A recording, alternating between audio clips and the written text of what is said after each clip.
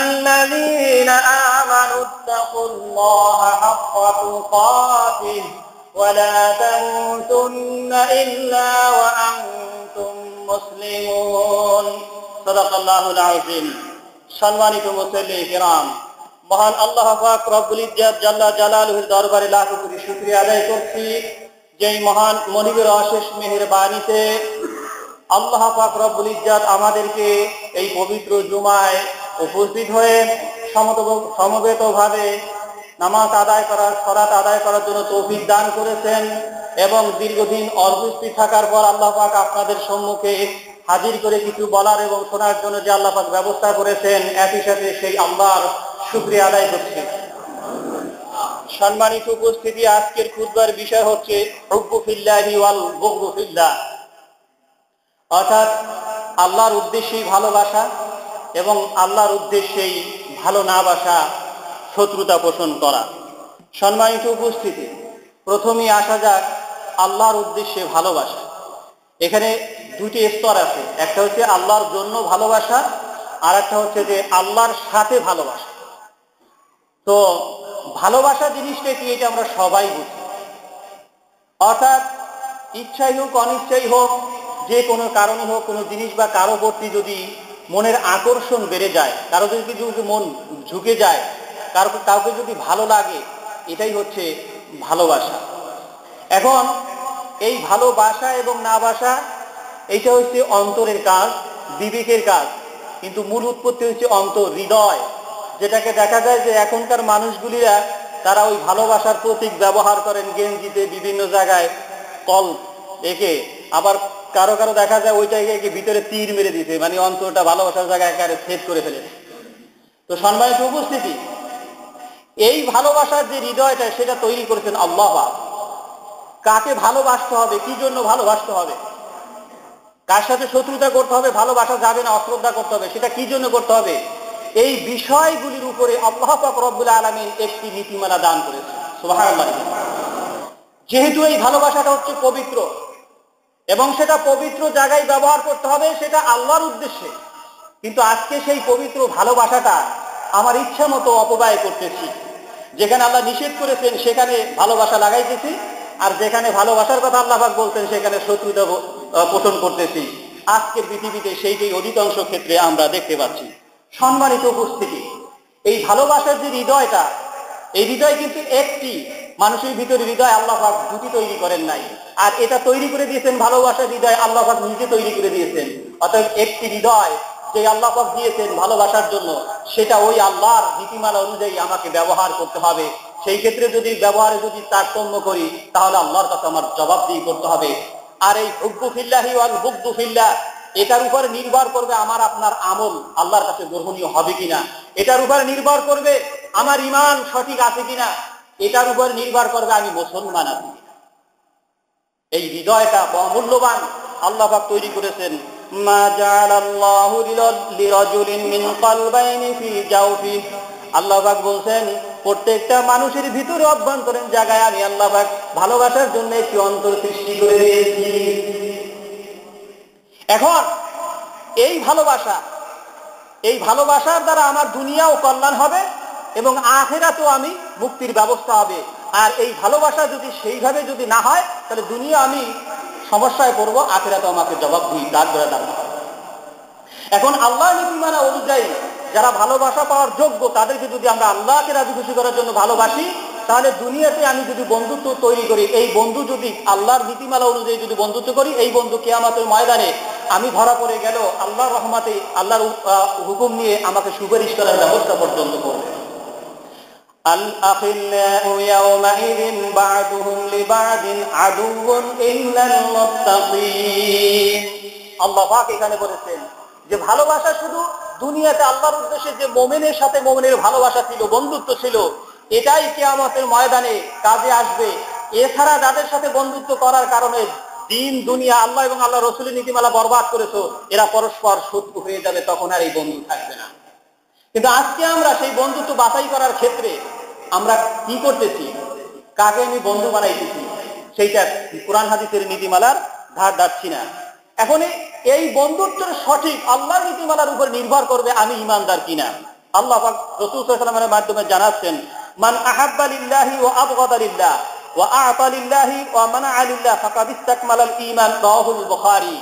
কোন এক ব্যক্তি একমাত্র আল্লাহকে রাজি খুশি করার জন্য কাউকে ভালোবাসলো, কাউকে ভালোবাসলো না, কাউকে দান করলো, কাউকে দান করা থেকে বিরত থাকলো, যদি এটা আল্লাহর নীতিমালার ভিত্তিতে আল্লাহকে রাজি খুশি করার জন্য হয়, তাহলে সে একজন পূর্ণাঙ্গ ঈমানদার বলে বিবেচিত হবে। সম্মানিত উপস্থিতি, এক নম্বরে ভালোবাসতে হবে সবচেয়ে বেশি আল্লাহকে সবচেয়ে বেশি ভালোবাসতে হবে, তার উপর আস্থা রাখতে হবে, প্রেমের বন্ধন তৈরি করতে হবে। আল্লাহর চেয়ে আপন বন্ধু আমার কেউ নেই। কেন আল্লাহকে এক নম্বরে ভালোবাসতে হবে? দুনিয়াতে বিবি পরিবার বিভিন্ন ধরনের ভালোবাসার লোকজন হয়, আল্লাহকে তো আমরা এখানে তালাশ করেই পাই না। আল্লাহকে কেন ভালোবাসতে হবে তার যুক্তি আল্লাহ পাক দিয়েছেন। সেটা সূরা শুআরার ৭৭ নম্বর আয়াত থেকে প্রায় ১০-১২টা আয়াতে আল্লাহ পাক বলছেন, যেহেতু খুতবার সময় কম এবং গরমের সময় বেশি বলা যাচ্ছে না, আল্লাহ পাক বলছেন কেন আল্লাহকে আল্লাহ যুক্তি দিয়েছেন। আল্লাযী খালাকানি ফাহুয়া ইয়াহদিন, আল্লাহ বলছেন তিনি আমাকে সৃষ্টি করেছেন, আমাদেরকে সৃষ্টি করেছেন, তিনি আমাদেরকে আবার সঠিক পথে চলার নিয়ম দিয়েছেন, তিনি আমাকে খাওয়ান, তিনি আমাকে পরান, তিনি আমাকে পানি পান করান, আমি যখন অসুস্থ হয়ে যাই তখন ওই আমার আল্লাহ পাক আমাকে সেবা দান করেন, ওই আল্লাহ আমাকে মৃত্যু দান করবেন, আবার ওই আল্লাহ আমাকে কিয়ামতের ময়দানে আবার জীবন দান করবেন। আমি আশা করি ওই কিয়ামতের কঠিন ময়দানে আমার গুনাহসমূহ একমাত্র আল্লাহ ছাড়া আর কেউ মাফ করতে পারবেন না। আমার ওই আল্লাহ গুনাহগুলি মাফ করে আমাকে সবচেয়ে নিয়ামতপূর্ণ জান্নাতের ব্যবস্থা করে দিতে পারবেন একমাত্র আল্লাহ। এই জন্য আল্লাহকে ভালোবাসতে হবে। যুক্তি শুধু বাংলায় বললাম, আরবিতে বললাম না। সম্মানিত ভাইরা আমার, এখন আমরা আল্লাহকে ভালোবাসি দাবি করি, কিন্তু তার বাস্তব আমল কি? আল্লাহকে যে ভালোবাসতে ওই ব্যক্তি, যেই ব্যক্তি আল্লাহ পাকের আদেশ সমূহ আমরা মানতে চেষ্টা করেছি আপ্রাণ, আর আল্লাহ যা নিষেধ করেছেন তা থেকে বিরত থাকার আপ্রাণ চেষ্টা করেছি, তাহলেই ভালোবাসার লক্ষণ বোঝা যাবে যে আমি আল্লাহকে ভালোবাসি। এখন এইটা যদি না করে শুধু আল্লাহকে ভালোবাসি আর আল্লাহর হুকুমের বিপক্ষে যদি শয়তানের কাজ করি, তাহলে আল্লাহকে ভালোবাসা হবে না। এরপর আসেন আল্লাহ পাক বলছেন দ্বিতীয় স্তরে ভালোবাসতে হবে রাসূল সাল্লাল্লাহু আলাইহি ওয়াসাল্লামকে। এখানে রাসূল সাল্লাল্লাহু আলাইহি ওয়াসাল্লাম বলছেন, লা ইউমিনু আহাদুকুম হাত্তা আকুনা আহাব্বা ইলাইহি মিন ওয়ালিদি ওয়া ওয়ালাদিহি ওয়ান নাসি আজমাইন, বুখারী। যে নিজের জীবন, জান, মাল, ধন সম্পদ, ছেলে সন্তান সব কিছুর ঊর্ধ্বে যদি আল্লাহ রাসূলকে ভালোবাসতে না পারি, তাহলে সে মুমিন হতে পারবো না। কিন্তু আমরা কি সেই রাসূল সাল্লাল্লাহু আলাইহি ওয়াসাল্লামকে ভালোবাসি? আর আল্লাহ পাক এই হাদিসের রেফারেন্সে আল্লাহ পাক কি বলছেন? قل إن كنتم تحبون الله فاتبعوني يحببكم الله ويغفر لكم ذنوبكم والله غفور رحيم। আল্লাহ পাক জানিয়ে দিলেন কিভাবে রাসূলকে ভালোবাসতে হবে। আল্লাহ বললেন, আমার রাসূল, আমাকে যদি কেউ ভালোবাসতে চাও তাহলে আমার রাসূলের অনুসরণ করতে হবে। তুহিব্বুনাল্লাহ ফাত্তাবিউনি, ইত্তিবা শব্দ ব্যবহার করা হয়েছে, ফাহবিবনি আল্লাহ পাক বলেন নাই। কারণ আমরা সবাই রাসূলকে ভালোবাসার মহব্বতের দাবি করি, কিন্তু রাসূলের আদর্শ আমরা মানি না। আমার রাসূলের আদর্শ ওভারটেক করে আমি দুনিয়ার আদর্শ, দুনিয়ার নেতা নেত্রীর আদর্শ আমরা চলি। এই জন্য এটা ভালোবাসা কিন্তু আসলে হলো না।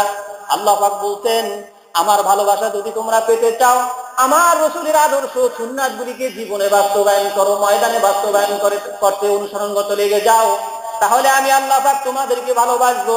শুধু আমি ভালোই বাসবো না, তোমাদের জীবনের গুনাহসমূহকে আমি আল্লাহ পাক ক্ষমা ঘোষণা করে দিলাম। এখন আমরা সেই রাসূলকে এইভাবে ভালোবাসছি কিনা? এরপর আল্লাহ পাক রব্বুল আলামিন আবার বলছেন, আমার রাসূলকে ভালোবাসার পর 3 নম্বরে দুনিয়ার যারা আমার দ্বীনের পথে থেকে আমাকে ভালোবেসে এবং আর রাসূলকে ভালোবেসে এই দুইজনের নীতিমালা জমিনে বাস্তবায়নের চেষ্টা চালাচ্ছে, ওই মুমিনদেরকে তোমাদের ভালোবাসতে হবে। 3 নম্বরে ওই মুমিনদেরকে তোমাদের ভালোবাসতে হবে, কারণ মুমিনদেরকে যদি ভালো না বাসো তাহলে তুমি ও মুমিন বলে পরিচিত হবে না।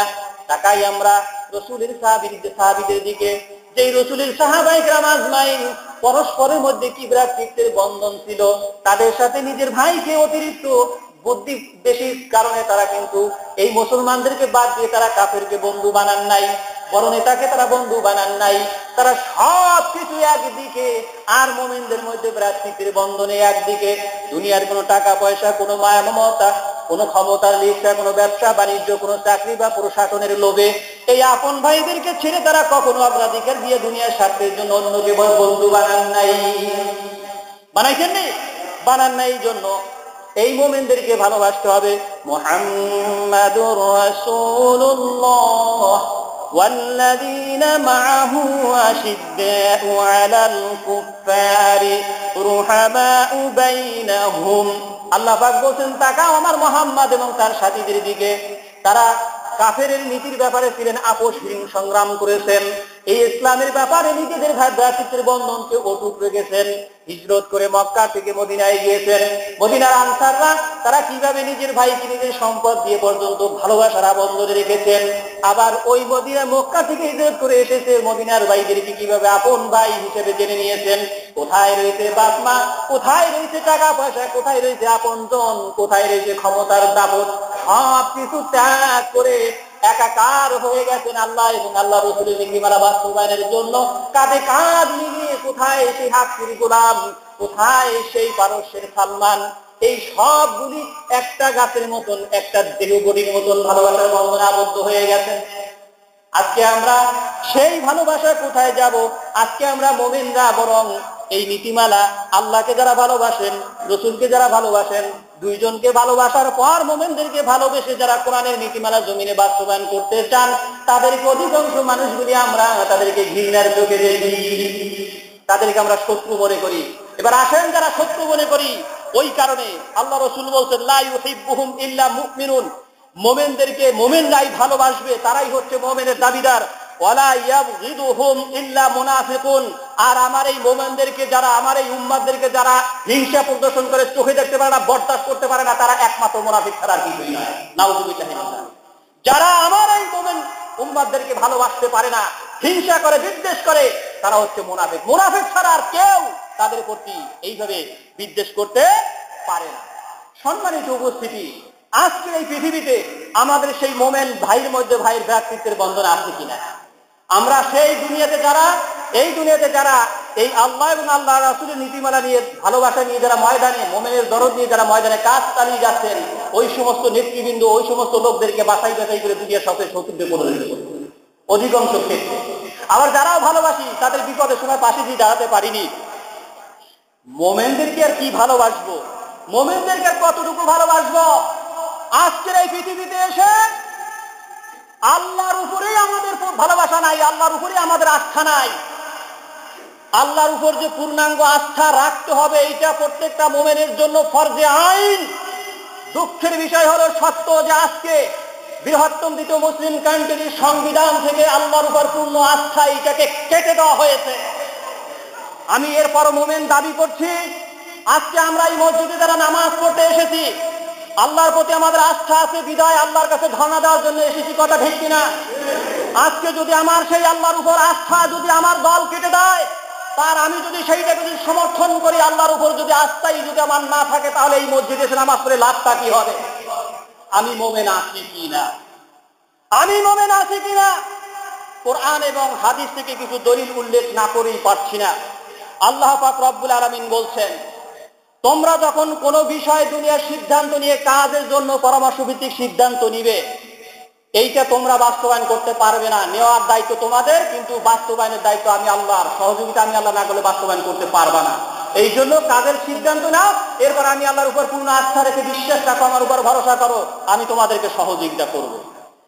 আল্লাহ বলছেন, ফাইন আযামতা ফাতাওয়াক্কাল আলাল্লাহ, তোমরা সিদ্ধান্ত নেওয়ার পর আল্লাহর উপর পূর্ণ আস্থা রাখো। ইন্নাল্লাহা ইউহিব্বুল মুতাওয়াক্কিলিন, নিশ্চয়ই আল্লাহর উপর যারা আস্থা রাখে তাদেরকে আল্লাহ ভালোবাসেন।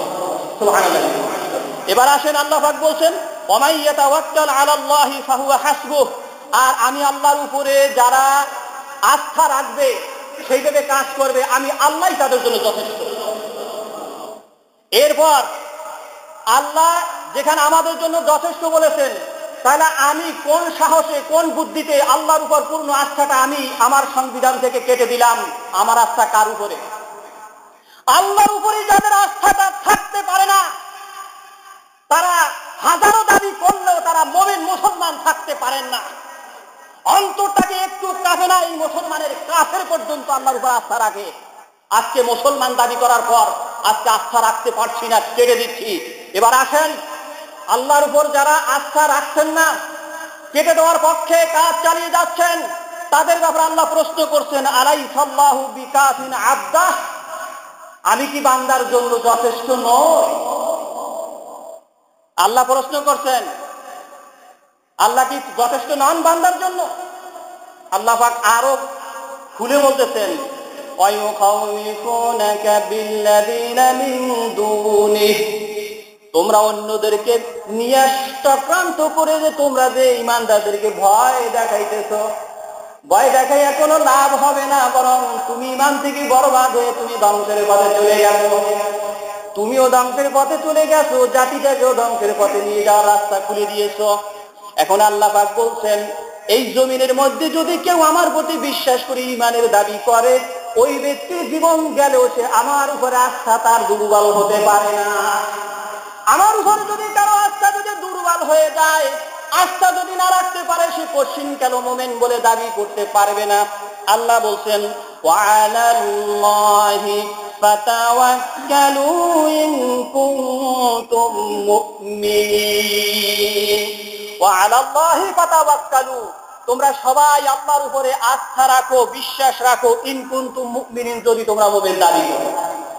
যদি তোমরা মুমিন দাবি করো তাহলে আল্লাহর উপর আস্থা রাখতে হবে।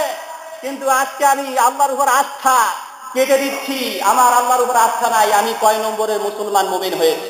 আরো দলিল আল্লাহ পাক দিয়েছেন, যারা এই আল্লাহর উপর আস্থাটাকে পরিবর্তন করে দিয়েছো, তারা নিশ্চয়ই অন্য কোনো আস্থা দিয়ে জীবন চালাইতেছো, দেশ চালাইতেছো। এখন আল্লাহ বলছেন, আমার এই নীতিমালা, আমার এই ফর্মুলা বাদ দিয়ে, আমার উপর আস্থা বাদ দিয়ে যারা অন্য নীতিমালা গ্রহণ করছো, এইটা কুফরি ছাড়া আর কিছুই নয়, এবং জাতিটাকে কাফিরে পরিণত করার বুদ্ধি ছাড়া আর কিছুই নয়, জাতিকে ধ্বংসের মধ্যে ফেলা ছাড়া আর কোনো বুদ্ধি নয়। এটা তোমাদের নিজেদের পায়ে নিজেরা কুড়াল মারছো, বেঈমান হয়ে যাবে। আলাম তারা ইলাল্লাযীনা বাদদালু নি'মাতাল্লাহি কুফরা ওয়া আহাল্লু কওমাহুম দারাল বাওয়ার, হে রাসূল তাকান ওই মানুষদের দিকে যারা আমার এই কোরআনের নীতিমালাকে বাদ দিয়ে, আমার আস্থাকে বাদ দিয়ে, কুফরি নীতি দিয়ে তারা জীবন চালাইতেছে, তারা জাতিটাকে একটা মহাধ্বংসের দিকে নিয়ে যাচ্ছে। আল্লাহ পাক বলছেন, কুল তামাত্তাউ ফাইন্না মাসীরাকুম ইলান নার, কিছু সময় তোমার ইচ্ছে মতো তুমি ভোগ করে নাও, তোমাদের গন্তব্য ইলান নার, জাহান্নামের দিকে তোমাদের গন্তব্য। আমার ভাইরা, কাউকে রাগ করার জন্য না, বিদেশিদের ষড়যন্ত্রে আমাদেরকে এমন ভাবে ঈমান কেটে দেওয়ার ব্যবস্থা করা হচ্ছে। আজকে আমরা ময়দানে সোচ্চার হয়ে দিনের পক্ষে কথা বলতে পারছি না, আন্দোলন করতে পারছি না। কিভাবে পারবো? অটোমেটিক কায়দায় আমাদের ঈমানই শক্তি বরবাদ করে দিতেছে। যে ঈমান বরবাদ হওয়ার পর নামাজ পড়লো, আল্লাহর কাছে নামাজ কবুল হবে না। আমি খুতবা দিতেছি, ইমামতি করতে হবে, আল্লাহর উপর যদি আমার আস্থা না থাকে, আমি যদি সেটাকে সমর্থন করি, আমার পিছনে নামাজ পড়লে আমার নিজের নামাজই হবে না, আপনার নামাজ কি করে হবে? এরপর আল্লাহ বলছেন, জাতিটাকে ধ্বংসের দিকে নিয়ে যাচ্ছ, জাতিকে ধ্বংস থেকে বাঁচাতে পারবে না। নূহ আলাইহিস সালামের উদাহরণ আল্লাহ পাক কোরআনে টানছেন, ইন কানা কাবুরা আলাইকুম মাকামি ওয়া তাযকিরি বিআয়াতিল্লাহ, আমি আল্লাহর রাস্তায় আহ্বান করি। নূহ আলাইহিস সালাম বলতেছেন, আল্লাহর কথা তোমাদের ভালো লাগে না, আল্লাহর রাস্তা তোমাদের ভালো লাগে না, তোমাদের খুব খারাপ লাগতেছে, আমি দেশটাকে ধ্বংস করে দিচ্ছি, জাতিকে ধ্বংস করে দিচ্ছি। ঠিক আছে, তাই যদি হয়, ফাআলাল্লাহি তাওয়াক্কালতু, আমি আল্লাহর উপর পূর্ণ আস্থা নিয়ে আমি বসে থাকলাম। ফাআজমিউ আমরাকুম ওয়া শুরাকাআকুম, এখন তোমরা যে নীতিমালা নিয়ে, যে সমস্ত নেতাদেরকে নিয়ে সংঘবদ্ধ করে তোমরা ষড়যন্ত্রমূলক সিদ্ধান্ত তোমরা নেতারা মিলে মিলে করতেছো, এইটা তোমরা চালিয়ে যাও, মজবুত ভাবে চালিয়ে যাও। কিন্তু একটা কথা স্মরণ রাখো, সুম্মা লা ইয়াকুন আমরুকুম গুম্মাতান, আজকের এই সিদ্ধান্তের কারণে যেন ভবিষ্যতে তোমাদের দুশ্চিন্তার কারণ না হয়ে যায়। আমার জাতি, আজকের এই সিদ্ধান্তের কারণে যেন আগামী দিনে তোমাদের গজবে করতে না হয়। নূহ আলাইহিস সালাম সতর্ক করে দিয়েছিলেন, সেই সতর্ক তারা মানে নাই। ওই নূহ আলাইহিস সালামের জাতিকে আল্লাহ পাক ধ্বংস করে দিয়েছিলেন কিনা? সমূলে তাদের জাতিকে ধ্বংস করে দিয়েছিলেন। এবং তারা জাহান্নামের আগুনের মধ্যে জ্বলছে। এরপর আল্লাহ পাক আরো যুক্তি দিয়েছেন, ইন কুনতুম আমানতুম বিল্লাহি, যদি তোমাদের আল্লাহর উপরে যদি ঈমান থাকে, যদি বিশ্বাসের দাবি করো, ফাআলাইহি তাওয়াক্কালু, তাহলে তোমরা আমার উপর পূর্ণ আস্থা অবশ্যই রাখবে। ইন কুনতুম মুসলিমিন, যদি তোমরা মুসলমান দাবি করো। তা আমি যদি মুসলমান দাবি করি, মুমিন দাবি করি, আল্লাহকে বিশ্বাস করি, আর সেই আল্লাহর উপর আস্থা আমার সংবিধানে থাকবে না, আমার ভিতরে থাকবে না, আমি তো মুসলমানই থাকতে পারবো না। আর এই সিদ্ধান্তের কারণে যারা মানবে, যারা চুপ করে বসে থাকবে, তারাও তাদের ঈমান থেকে বরবাদ হয়ে যাবে। এই কোরআনের এই আয়াতের দলিল ভিত্তিক বোঝা যাচ্ছে। এখন আল্লাহ পাক রাসূলের মাধ্যমে জানিয়ে দিয়েছেন, এই জমিনের মানুষেরা যদি ওই পাখিদের মতো যদি পূর্ণাঙ্গ আস্থা সহকারে জমিনে চলতে পারত, তাহলে লাউ আন্নাকুম তাতাওয়াক্কালুনা আলাল্লাহি হাক্কা তাওয়াক্কুলিহি লারাযাকাকুম কামা ইয়ারযুকুত তায়রা তাগদু খিমাসান ওয়া তারুহু বিতারান, রাহু তিরমিজি। পাখিরা যেভাবে আল্লাহর উপর পূর্ণ আস্থা রেখে তারা সকালবেলা খালি পেটে বেরিয়ে যায়, রেজেকে চিন্তা করা লাগে না, সন্ধ্যা সময় পেট পুরে আমি আল্লাহ পাক বাসায় পৌঁছিয়ে দেই। আজও জমিনবাসীরা যদি ঐক্যবদ্ধ হয়ে যদি আমার উপর আস্থা রাখতে পারত, পাখিদের মতো নিশ্চিন্তে আমি প্রত্যেকের জায়গায় আমি রেজেক পৌঁছে দিতাম। ওয়া ইয়াত্তাকিল্লাহ ইয়াজআল লাহু মাখরাজা, জমিনে তোমাদের যত রকমের বিপদ আপদ ঝামেলা আছে সবকিছু আমি দূর করে দিতাম। ওয়ারযুকু মিন হাইসু লা ইয়াহতাসিব, আর রিজিক কোথা থেকে কিভাবে আসতো তোমার গণনা করে হিসাব করে তোমরা এটা আন্দাজ করতে পারবে না। আল্লাহ পাকের এই কোরআন সুন্নাহর কথাগুলি আমার জাতির নেতাদের কাছে কি যায় না? তাদের ইশারায়, কার কারণে আজকে এক এক করে এই আল্লাহর উপর আস্থা বন্ধ, রাষ্ট্র ধর্মকে বন্ধ, বিসমিল্লাহ বন্ধ। যত সব দরদ হয়েছে সংখ্যালঘু ওই জাতির জন্য, যত সব দরদ হয়েছে উপজাতি আদিবাসীদের জন্য। রাসূল সাল্লাল্লাহু আলাইহি সাল্লাম শেষ করে দিয়েছি, মদিনায় যখন আসলেন, সংবিধান তৈরি করলেন, রাষ্ট্র ইসলামী রাষ্ট্র কায়েম করলেন। 2/3 মাত্র 3 অংশ মানুষের 3 ভাগের 1 ভাগ মাত্র ছিলেন মুসলমান, বাকি 2 ভাগের বেশি ছিল আপনার অমুসলিম। সেই 2 ভাগের বেশি অমুসলিমের মধ্যে কিভাবে কোরআন সুন্নাহ ভিত্তিক সংবিধান রচনা করে গোটা বিশ্বের বুকে শান্তি প্রতিষ্ঠা করে দেখাই দিতে পেরেছিলেন। আজকে বাংলাদেশের জমিনে 85 থেকে 90% মুসলমানের দেশের সংবিধান হবে কাফেরি সংবিধান, আর সেই সংবিধান তৈরি করার দায়িত্ব দেওয়া হয়েছে একজন অমুসলিমের কাছে।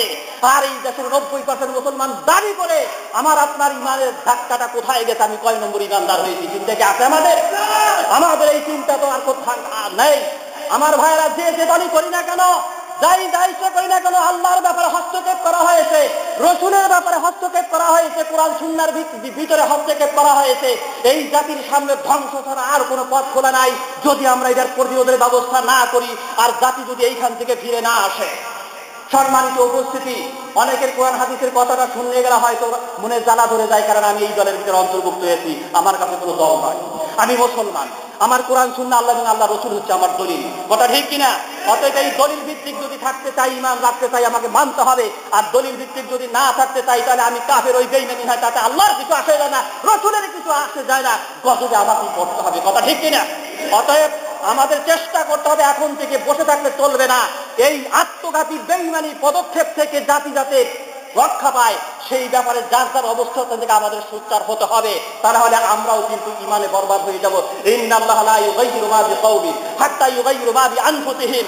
আল্লাহ বলেন, তোমরা যদি জাতিরা যদি পরিবর্তন না হও, তাহলে আমি আল্লাহ পাক তোমাদেরকে পরিবর্তন করব না। তোমাদের এই বিপদ তোমাদের ঠেকাতে হবে, তারপরে আমি আল্লাহ পাক তোমাদেরকে রহমত করব।